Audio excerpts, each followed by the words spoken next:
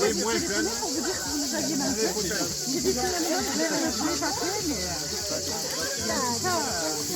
Parce que la dernière fois, on avait deux mois à voir personne.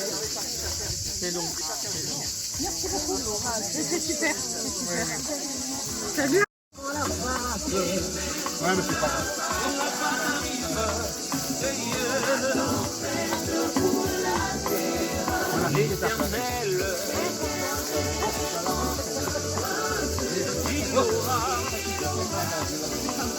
Tout le monde a une feuille.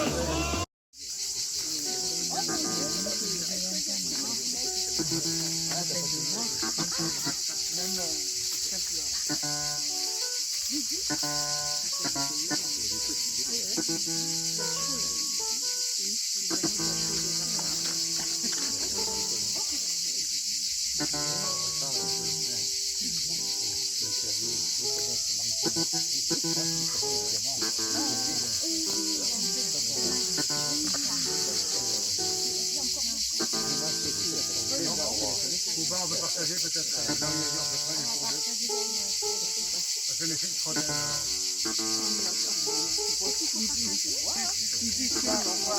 dans ces jours un peu compliqués, mais dans la joie, nous voulons être ce matin. Et nous allons développer, diriger le culte en communion donc, ensemble avec Omer Dagan et puis à musique donc Charles. Et je vous invite pour commencer à vous lever pour chanter « Seigneur, nous arrivons des quatre coins de l'horizon ». Les quatre coins, Saint-Mathieu, Cœur-des-Roses, Montpellier. Alors vous trouvez ça sur la page, la feuille que vous avez.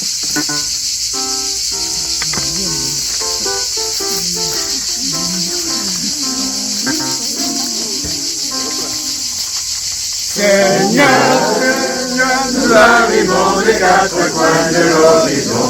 Nous voilà chez toi, Seigneur, nous arrivons des quatre coins de l'horizon.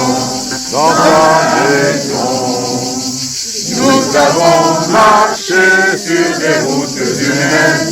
Nous avons porté le fardeau des jours. Nous avons souffert la fatigue et la peine. Nous avons offert simplement notre amour. Seigneur, nous arrivons des quatre coins de l'horizon. Nous voilà chez toi. Seigneur, nous arrivons des quatre coins de l'horizon. Dans ta maison. Familles venant de différentes cultures et d'horizons, nous nous rassemblons chez Marcel, nous nous rassemblons ici, avec cette famille qui nous accueille. Sachez donc que celui qui nous accueille ici, comme enfant de Dieu, c'est lui qui fait de nous cette joie de ce jour. Et c'est lui qui nous donne cette diversité qui est une richesse pour notre Église. Quand nous venons à Dieu, vous le savez ici très bien, nous venons à Dieu parfois avec nos fragilités. Et nous ne sommes pas seuls, hein, quand je parle de fragilité. Un jour, les disciples ont traversé ce qu'on appelle la tempête. C'est pas la canicule, hein? Quoique, oui. La tempête. Et le vent, le courant du vent était tellement fort. Et les vagues menaçaient leur vie, la barque. Ainsi, leur cœur était troublé. Comme peut-être que ce matin, il y en a parmi nous qui ont le cœur troublé. Mais lorsque Jésus est monté avec eux, qu'est-ce qui s'est passé? La paix a rempli le silence. Et leurs cœurs se sont apaisés. Je voudrais ainsi que la terre remplisse notre silence ce matin. Que la paix de Dieu remplisse notre cœur. Et que les peurs s'apaisent pour ce moment et cet instant avec Dieu. C'est ainsi comme Dieu agit dans nos vies. Et au milieu de nos inquiétudes, c'est lui qui nous donne ce qu'on appelle la tranquillité du cœur. Et cette paix, nous la recevons à travers la louange. Nous la recevons dans la louange, car louer Dieu, c'est ouvrir cet espace, c'est ouvrir l'espace où sa présence vient calmer encore nos tempêtes. Et mon sauveur, calme. Oh, ça là, vraiment.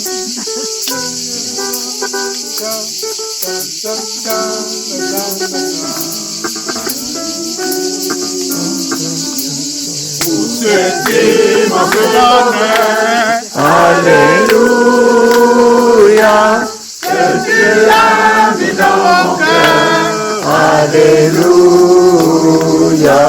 Je veux te chanter Seigneur, Alléluia, oui, Jésus est mon sauveur. Alléluia,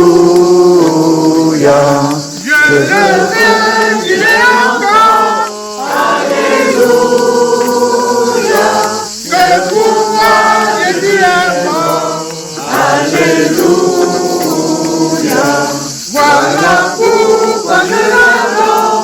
Alléluia, Lui seul est tout mon trésor. Alléluia,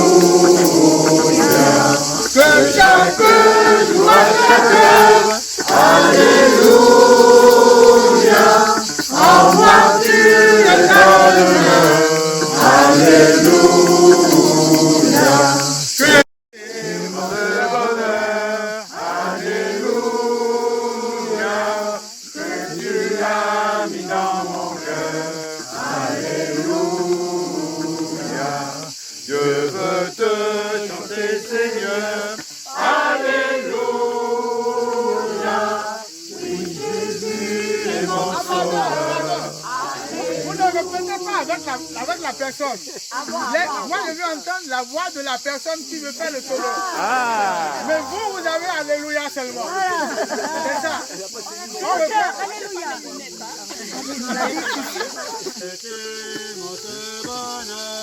Alléluia. Alléluia. Alléluia.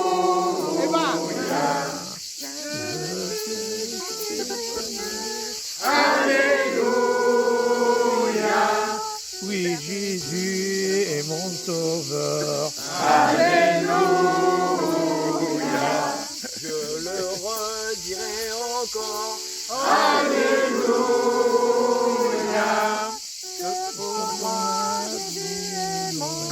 Alléluia. Voilà pourquoi je l'adore. Alléluia.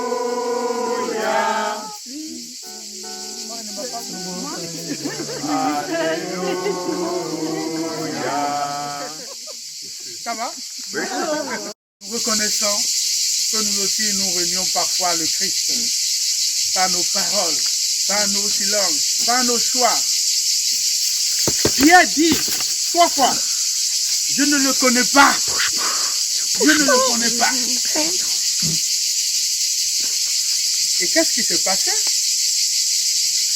Je m'imagine si on nous disait ça, je ne le connais pas, je ne connais pas, on garderait pour toujours. Hein? On dit, mais voilà, il se fout de moi. Mais qu'est-ce qui s'est passé? Jésus ne l'a pas abandonné. Malgré ça. Il a regardé avec compassion. Il a relevé déjà au matin hier. Et lui a redonné ce qu'on appelle la confiance et la mission désormais. Oui, ben, nous venons maintenant devant Dieu avec cette même espérance. C'est ça, la confiance en Dieu et dans la mission.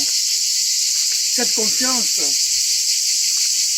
que nous avons, d'être relevés comme Pierre, d'être pardonnés comme Pierre et rendus capables de recommencer.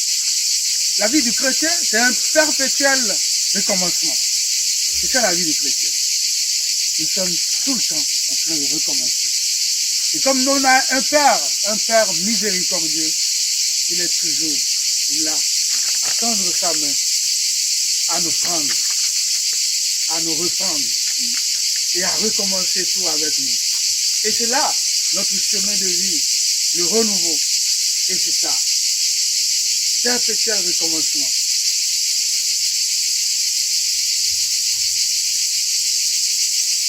J'invite Eva à venir. Et nous allons confesser ensemble, à travers ces mots, nos péchés. Seigneur, nous reconnaissons que nos vies ne reflètent pas toujours ton amour. Nos paroles blessent parfois.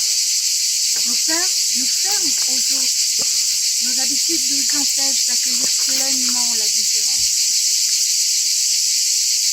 Nous confessons, Seigneur, nos manques de confiance, nos colères, nos oublis et tout ce qui éloigne de toi et qui nous éloigne les uns des autres.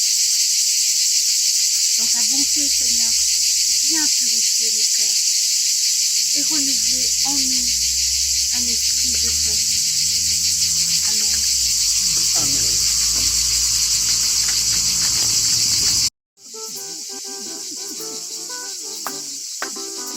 Yesu azaliawa, Yesu azaliawa, Yesu azaliawa na Kristo. Yesu azaliawa, Yesu azaliawa, Yesu azaliawa na Kristo. Ya solo, aleluya, aleluya, aleluya na Yesu. Aleluya.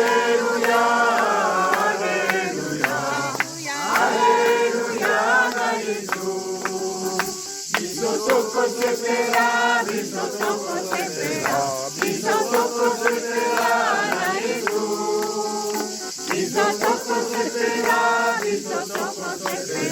Bisotoko sepera na Yesu. Ya solo, aleluya, aleluya, aleluya na Yesu.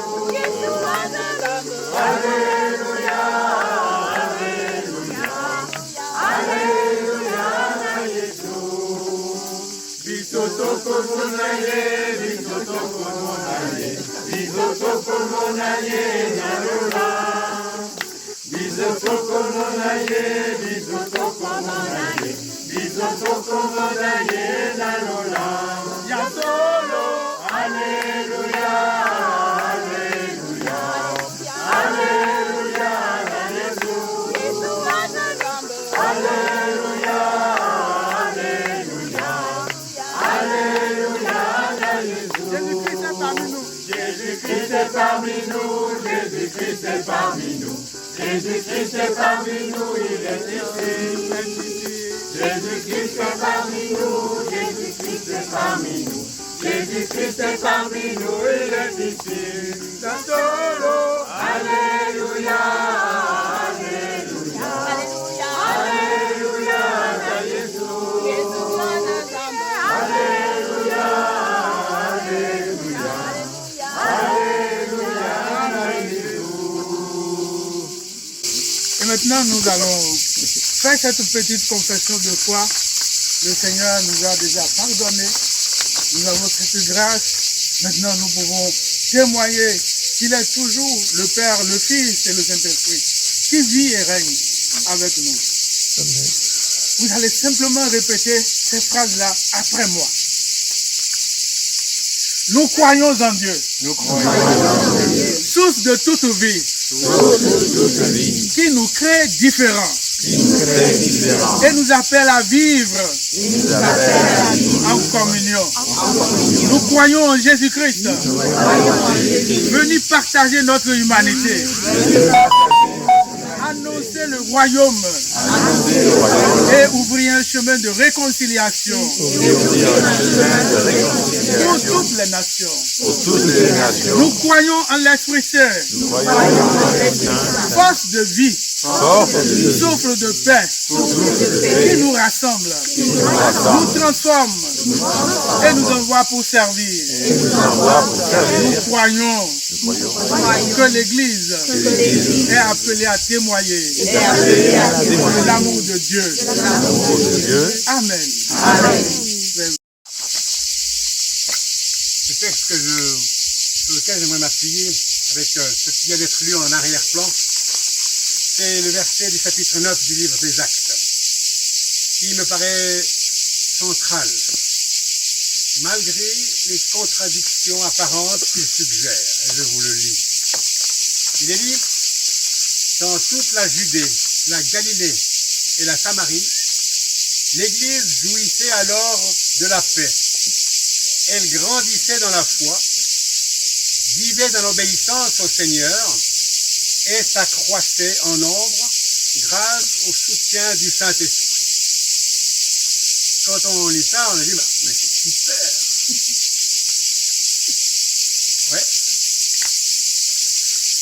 En réalité, il y a des contradictions apparentes, certes, même plus qu'apparentes, car l'Église connaissait un certain nombre, ou un nombre considérable de difficultés, capables à chaque instant de la faire éclater. Et c'est ces deux choses-là que j'aimerais mettre ensemble pour nous, lors de ce dernier culte, pour nous dire, mais c'est pas parce qu'on a des difficultés qu'on arrête. Au contraire, il y a un chemin ici. Des persécutions externes, c'est l'Église à l'époque. Les arrestations des uns et des autres. Étienne, mis à mort. Les persécutions menées par un certain Saul de Tarse. La mort de Jacques. Des discriminations internes qui vont obliger les apôtres à nommer des diacres. Refus de servir les veuves qui n'étaient pas juives. Des problèmes spirituels graves. Le mensonge d'Ananias et de Saphira, qui se croient les plus forts. Mais en réalité, ils mentent. C'est bien clair. Des problèmes essentiels de théologie et de conception de l'Église à l'époque. Et c'est cela qui sera aussi le thème de notre courte méditation. Mais, malgré tout cela, il nous est dit que l'Église était en paix, qu'elle obéissait et qu'elle grandissait grâce au secours du Saint-Esprit. Du coup, être en paix ne veut donc pas dire absence de difficultés. L'Église est en paix quand elle a la capacité d'affronter les difficultés d'où qu'elles viennent, en trouvant des solutions qui lui permettent de demeurer dans l'obéissance au Seigneur, dans une dynamique de croissance.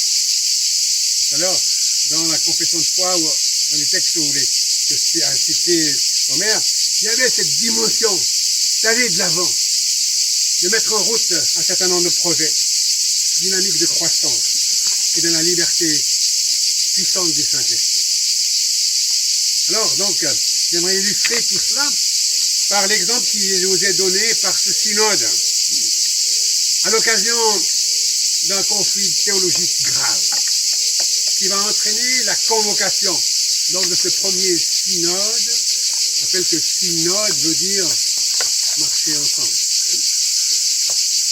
à Jérusalem. C'est un conflit qui aurait pu briser l'Église sans aucun doute. Depuis, de nombreuses églises se sont divisées, détruites pour bien moins que cela.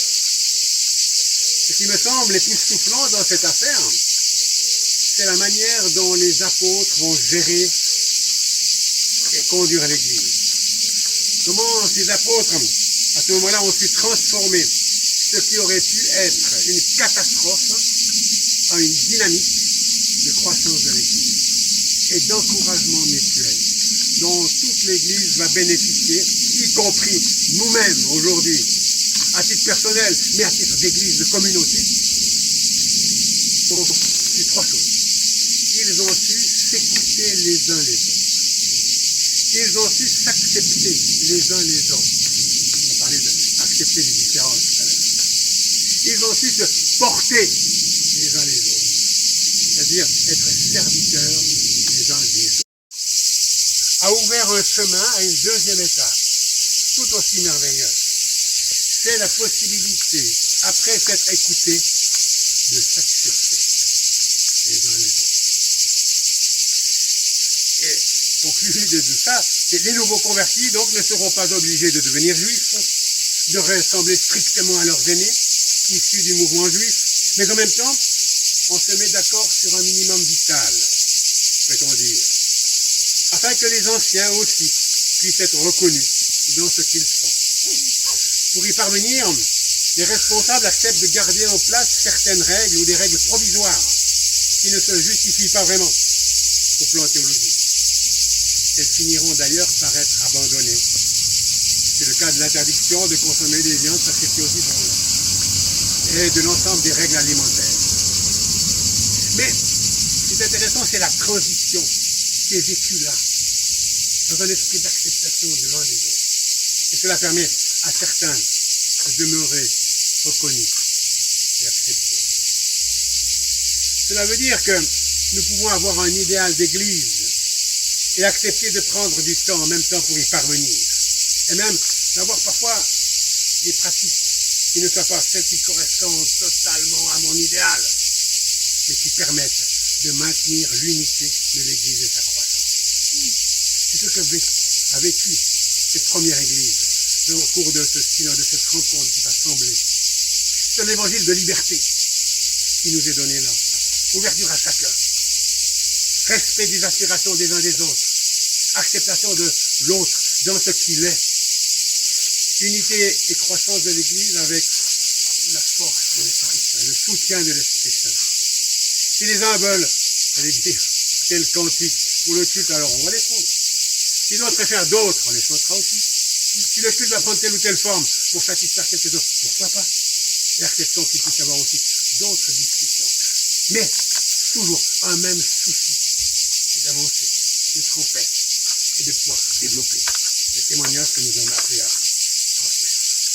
Peut-être diront certains, alors faut-il tout accepter dans l'Église?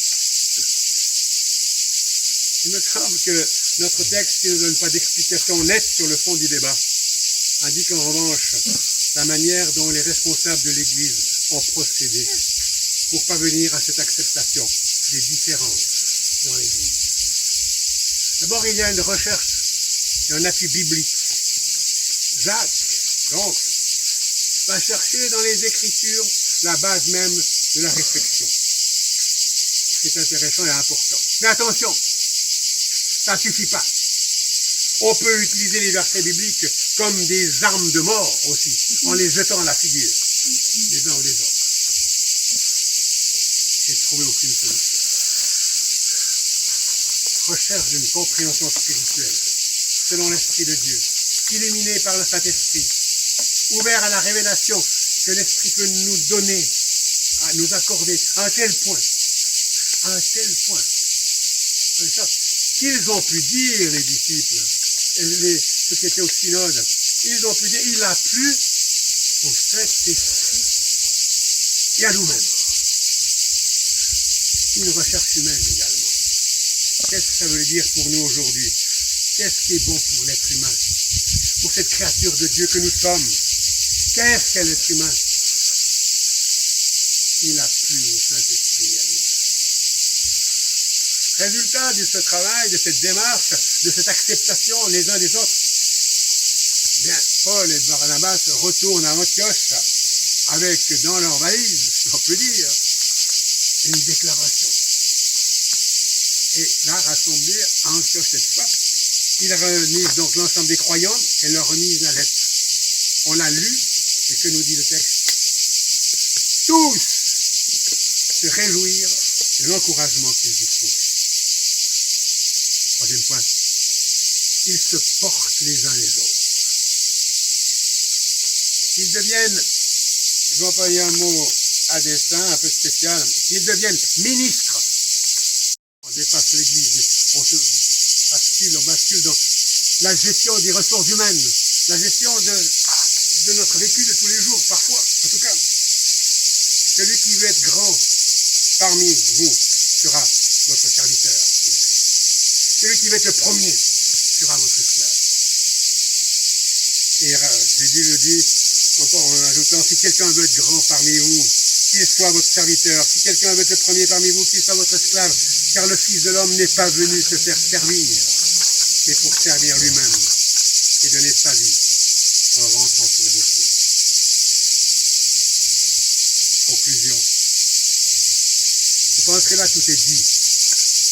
Et que nous pouvons le recevoir pour nous, personnellement et en tant que communauté. Nous avons un chemin qui est tracé pour nous. Aujourd'hui en particulier, nous sommes rassemblés pour aller de l'avant, pour porter les fils de l'esprit, pour développer des projets. Nous avons, par l'Esprit Saint, la possibilité de le faire. Dans toute la Judée, la Galilée, la Samarie, l'Église jouissait alors de la paix. Elle grandissait dans la foi, vivait dans l'obéissance au Seigneur et s'accroissait en nombre grâce au soutien du Saint-Esprit. Et vous comprenez sans doute pourquoi j'ai mis dans le partage synodant. Marchons-nous. Nous voulons prier. On va rester quelques instants dans le silence et puis nous chanterons le chant qui dit « Nous sommes une maison pour toi ».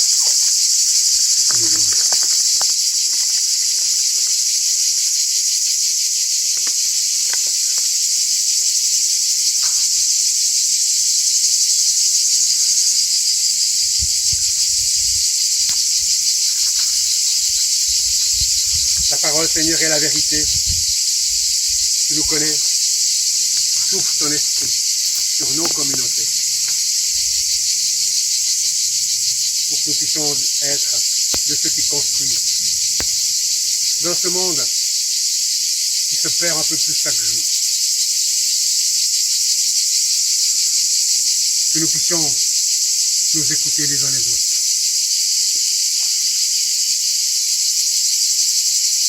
Que nous puissions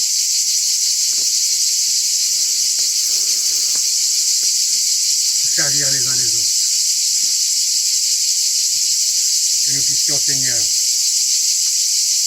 nous aimer, nous encourager les uns les autres.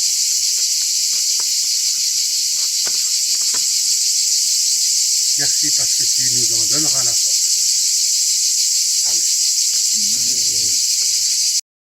Tel que nous sommes, deux, et puis les sujets de prière à deux, voilà, et vous partagez. Je peux dire mon petit sujet de prière à mon voisin, et lui aussi à moi.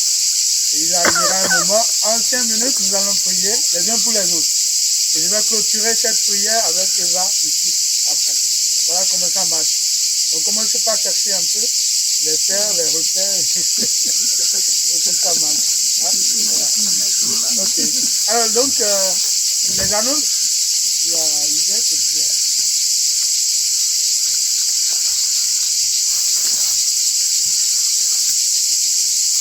Bonjour à tous.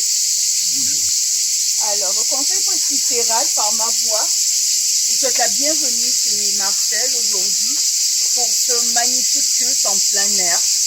Ça n'arrive pas souvent, on avait peur qu'il y ait la canicule, mais Dieu a écouté nos prières, on a pu partager, on peut partager un moment spirituel de partage, d'amour, de bonté, là en plein air.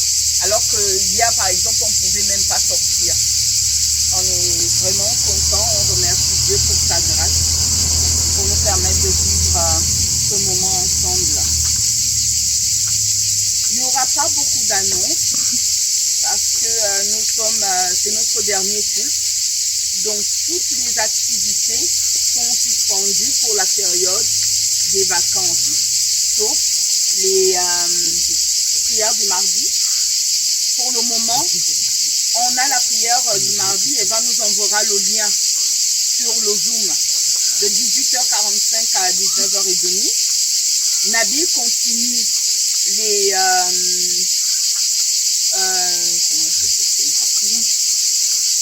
l'accueil tous les vendredis de 14h à 17h. À Montpellier, il y aura culte tous les dimanches à partir de 10h30. Il y aura quelqu'un qui viendra nous faire le culte. Et il y aura les cultes de 17h avec la communauté hispanique tous les dimanches. Pour le moment, il y a...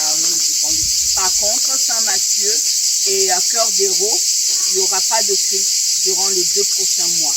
On va recommencer au mois de septembre. Dès qu'il y aura le planning, on le mettra sur le WhatsApp pour que tout le monde ait l'information. Le culte de la semaine prochaine, c'est Charles qui va nous accompagner à Montpellier pour dimanche prochain.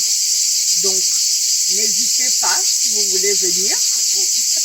Le temple est ouvert. Et la semaine d'après, ce sera physique. Donc, vous n'hésitez pas. On continue à prier pour les membres de notre communauté. Comme ça va être les vacances, je vais reciter les noms aujourd'hui. Bernard, qui était au culte la semaine dernière. Lina, qui est en crise. Michael, qui pour le moment a décidé de ne plus venir. Pour Anne, pour Janine, pour Noro, épouse de Charles, pour Liam, mon petit-fils, pour Adèle, ma fille, pour Suzanne Rosset, pour Ludovic qui est là avec nous. De plus en plus, vous voyez, Ludovic, le déambulateur, il a de plus en plus de mal à se déplacer. Et si je ne peux pas aller le chercher, ce sera de plus en plus compliqué pour qu'il vienne au temple. Donc il faut vraiment qu'on pense à lui dans nos intercessions. Patrick Millet, Ulrich Colborn Semler et Suzanne Semler. Ce sont des amis de Lisette qui est au conseil. Hélène, Annie et Fabienne. Pour que nous continuions à intercéder pour toutes ces personnes. J'ai pas réussi vraiment, mais ils étaient là. En tout cas, ça veut dire que bon, les pasteurs c'est une chose, mais on fait ce qu'on peut, jusqu'à moi parce que je suis un peu pasteur, mais Omer aussi, parce que lui, il a des missions à accomplir, donc on essaye de s'arranger un petit peu, mais on ferait rien sans vous. Ça c'est évident. Ginette aussi qui fait beaucoup de choses, mais voilà, bref, et bien d'autres encore. En tout cas, merci beaucoup. Merci à vous. Oui. Ça veut dire qu'on peut continuer et avoir des projets ensemble. Voilà. Nabil, il est là. Voilà. Merci. Ah, merci à tous.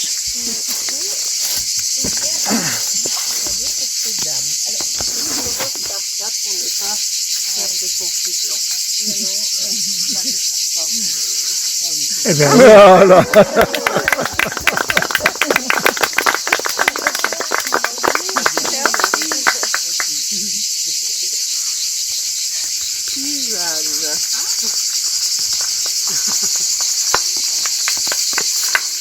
Ça, c'est de la part de Marcel et moi, qui je m'occupe du depuis quelques années.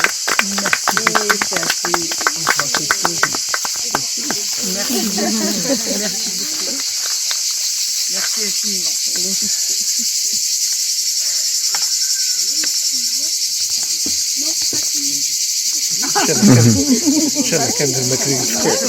Je sais pas, franchement, je suis surpris. Mais bon. Eh ben, je la représente vivement. Mais non.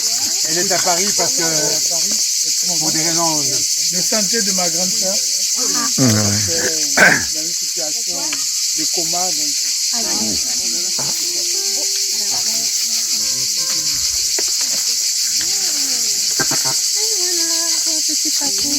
Oh, moi aussi. Oh, merci. Eh ben, je suis gâté. Alors, il y a deux informations un peu tristes. Donc, aujourd'hui, on est avec Marcel. Comme vous avez eu l'information, il y a Tabeki qui est parti. Donc, aujourd'hui, c'est aussi un moment de partage avec Marcel. Quand on est heureux, on aime se retrouver. Quand on est malheureux, on vient se retrouver aussi pour partager ces moments. Et hier matin, il y a le papa de la compagne de Samuel qui est décédé au Gabon. Ils devaient être là, donc ils n'ont pas pu venir. Et on a aussi une pensée pour eux en ce moment, pour ces moments-là. Voilà. Merci.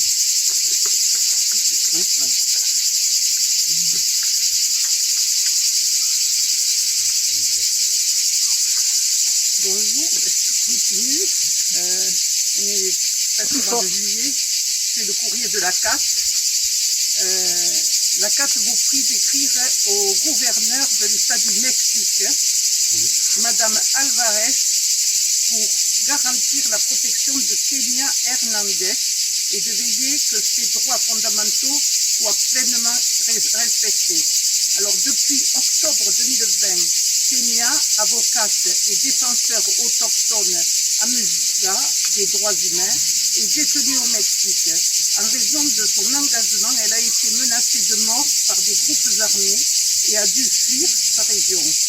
Elle a été arrêtée quelques mois plus tard, sans information claire sur les raisons de son arrestation, et a été mise en cause dans 10 procédures pénales. Son dossier est marqué par beaucoup d'irrégularités et ses conditions d'incarcération sont très dures et empreintes d'illégalité. Aujourd'hui, 8 procédures fédérales sont closes. Il ne reste plus que 2 condamnations prononcées dans l'État de Mexico, qui représentent plus de 20 ans de prison et qui font l'objet de recours. Le cas de Kenya illustre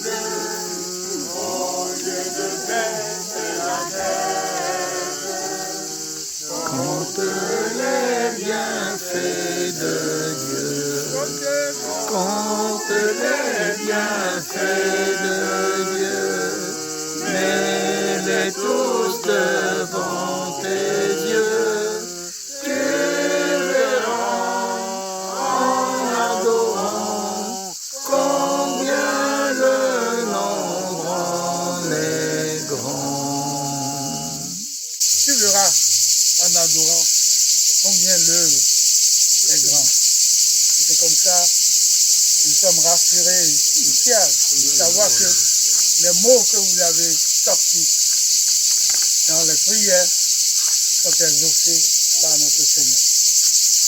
Il sait nous donner, il sait tous nos besoins et il ne nous laisse jamais seuls. Il ne nous laissera jamais seuls. Nous allons rassembler toutes ces prières en priant à notre tour pour nos familles, les enfants, l'Église, et puis particulièrement prier tous ceux et celles que nous avons entendus citer ici les noms, et au-delà de ceux que nous n'avons pas cités. Et nous prierons particulièrement pour cette maison, cette famille qui nous accueille. C'est lourd de sens d'apprendre ce qu'on a appris, mais au-delà de tout, cette famille a ouvert sa porte à nous. Quelle foi, quel geste d'amour et de courage et de chemin de foi en plus. Et le Seigneur, il entend tout, il écoute et il répond. Prions donc. Dieu de tendresse, nous te prions en ce moment parce que tu nous as écoutés. Nous avons prié pour les enfants, pour qu'ils grandissent, pour les parents qui cherchent la santé, la paix. Et pour les personnes âgées qui transmettent aussi la sagesse. Nous avons prié et nous prions encore pour les peuples du monde. Pour ceux qui vivent en ce moment la guerre. Pour ceux qui subissent l'injustice au sein de nos sociétés. Pour ceux qui espèrent une terre où vivre en sécurité. Nous te prions pour ton Église, notre Église, pour le témoignage commun, pour que nous puissions être des ministres les uns pour les autres et non les uns contre les autres. Nous te prions que l'Église soit ce signe de réconciliation, ce lieu d'écoute, un espace où chaque personne trouve sa place. Écoute donc notre prière, Seigneur. Nous te prions, celles et ceux qui souffrent. Alors nous pensons aux malades, mais aussi à ceux qui sont isolés, quelle que soit la cause. Ceux qui sont découragés, pour que ta lumière les relève, Seigneur. S'il te plaît. Nous voulons penser, comme nous venons de le dire, à Marcel et toute sa famille, toutes les autres personnes aussi de nos communautés qui vivent dans la douleur, du deuil, de la perte, de la maladie. Tous les noms que nous avons cités, nous ne voulons pas oublier notre frère Ludovic, Seigneur, en particulier, pour que tu continues à prendre soin de lui et à le mettre debout, Seigneur, comme il le fait. Merci pour sa présence au milieu de nous. Et Seigneur, nous ne voulons pas oublier, nous oublions sûrement des noms dans tous ceux qui ont été cités, mais toi tu n'oublies jamais personne, Seigneur. Merci. Merci pour qui tu es, notre Dieu, le compatissant. Et Seigneur, enfin, nous voulons aussi te prier pour que tu continues à faire de nous. J'ai dilué. Non. Bon, merci. Tout à l'heure, on va continuer la fête. Voilà, tu peux couper. Tout à l'heure, on va continuer. Je ne veux pas vous prendre de si long moment, mais après, on va continuer l'animation. Okay. Prions. Seigneur, c'est toi qui nous donnes ces dons. Nous te les portons pour ton regard. Bénis chacun de nous au nom de Jésus-Christ. Amen. Amen. Chaque fois, je donne ma prédication.